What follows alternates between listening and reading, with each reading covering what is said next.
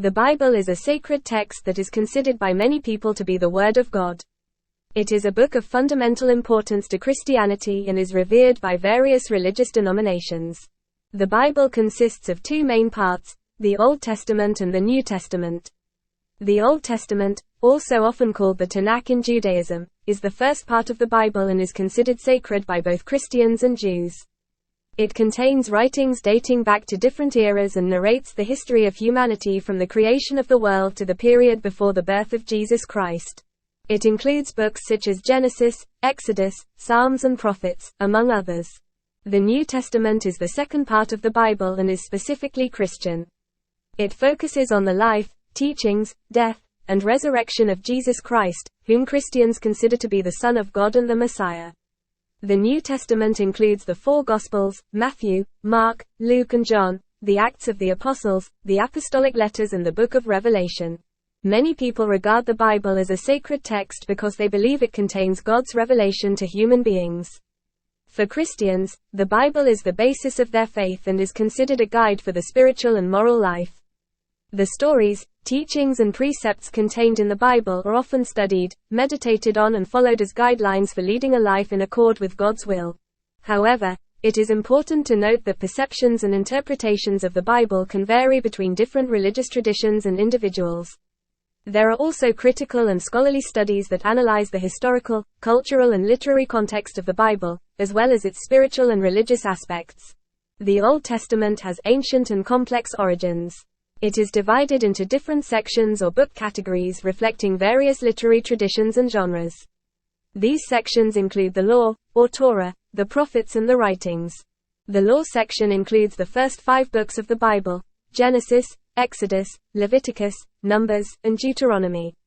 These books contain laws, religious instructions, origin stories, and the narrative of the covenant between God and the people of Israel.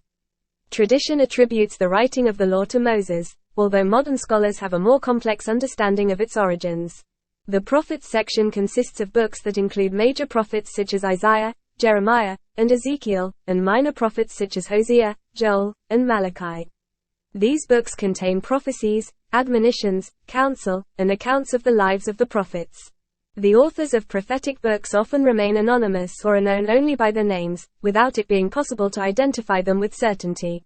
The writings section includes a wide variety of books, including Psalms, Proverbs, the Book of Job, Song of Songs, and historical books such as Joshua, Judges, Ruth, Ezra, Nehemiah, and Esther. These books offer wisdom, poetry, praise, prayers, and historical narratives. It is important to note that the dating and authorship attribution of Old Testament books is often the subject of scholarly debate. Many of these books were composed by anonymous authors or were the result of an editing and compilation process over the centuries. Biblical scholars use critical analysis, archaeological discoveries, and historical information to better understand the origins and formation of the Old Testament books.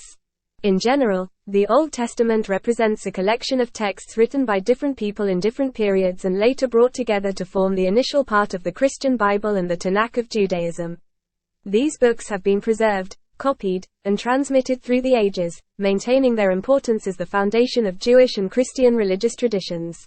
Oral histories and traditions play a significant role in the genesis of the Bible.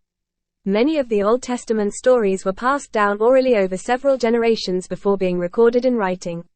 This practice was common in ancient cultures in the absence of a widely held and accessible written system.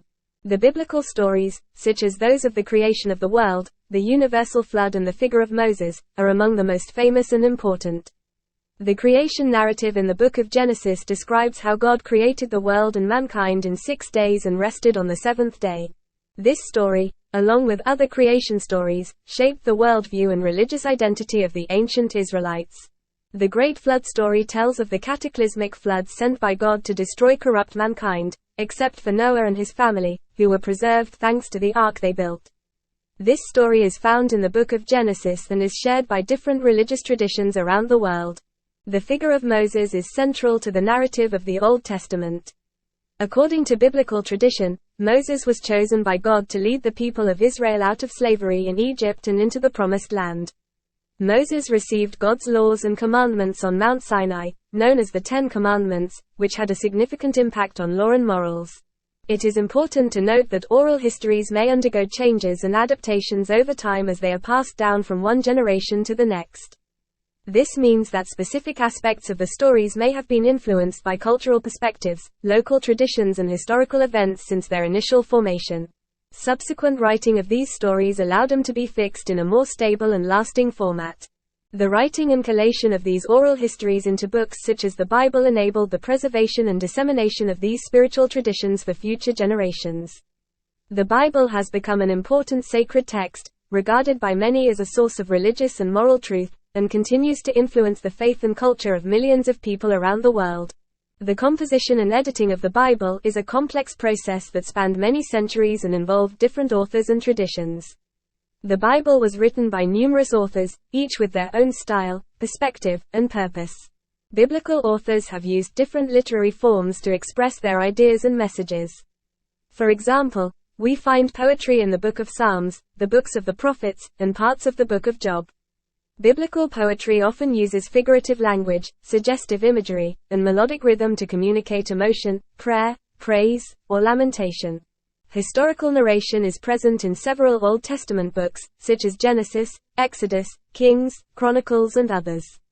These books tell the story of the people of Israel, including notable events, historical figures, and their interactions with God. However, it is important to note that the historical narrative in the Bible may contain elements of myth or legend, reflecting the understanding of the world and culture of the era in which they were written. The Bible also contains several sections of laws and prescriptions, as we find in the book of Leviticus and the book of Deuteronomy. These laws were formulated to guide the people of Israel in religious, social, moral, and legal matters. Some of these laws reflect the cultural norms of ancient Israel, while others have been interpreted and adapted over time to address new situations and challenges. It is important to recognize that the Bible was not written all at once, but was composed, revised, and modified over the centuries. Biblical authors have often taken earlier materials, such as histories and oral traditions, and adapted them to new historical circumstances or contexts. This may include adding to, reworking, or revising existing texts to preserve and adapt spiritual and religious messages. Furthermore, the drafting of the Bible also involved the process of selecting and collecting the texts considered sacred and organizing them into a single work.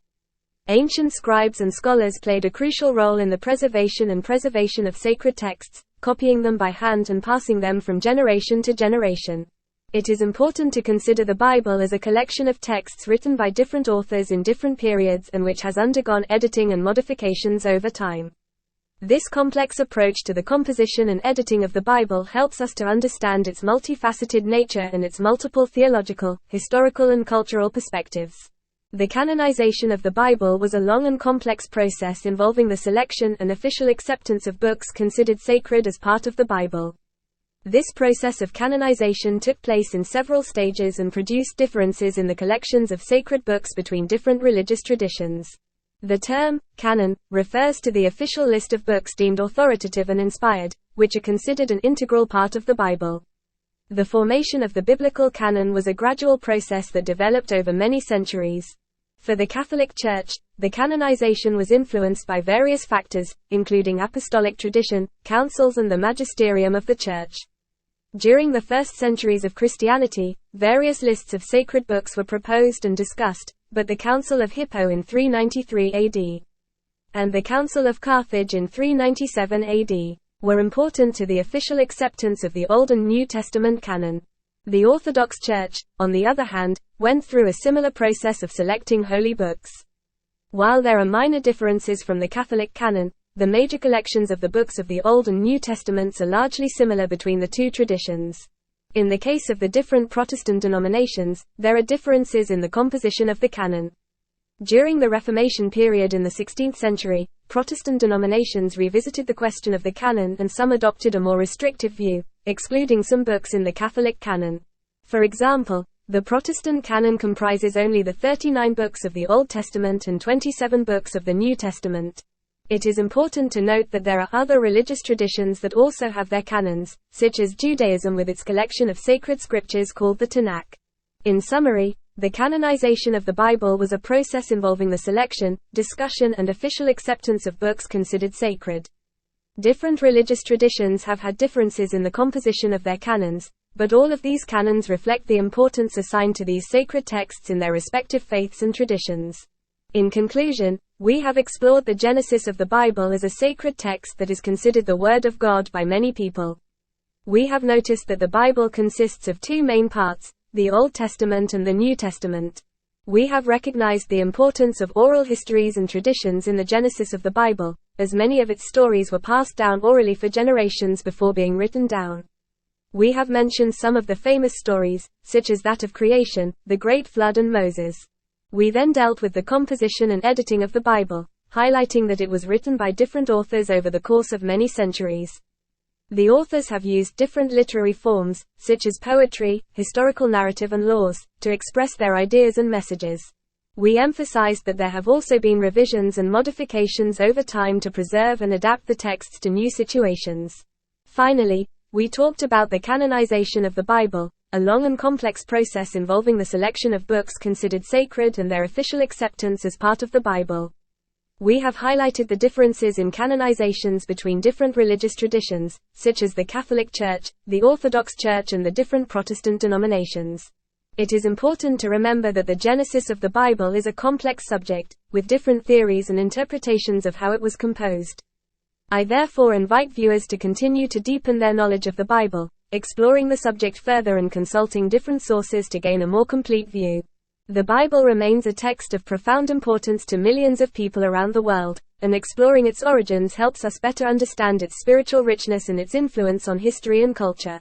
Thank you for following the video and I hope you will follow the next ones. In the meantime, we ask you to subscribe to the channel and click on like if you liked the video. God bless you.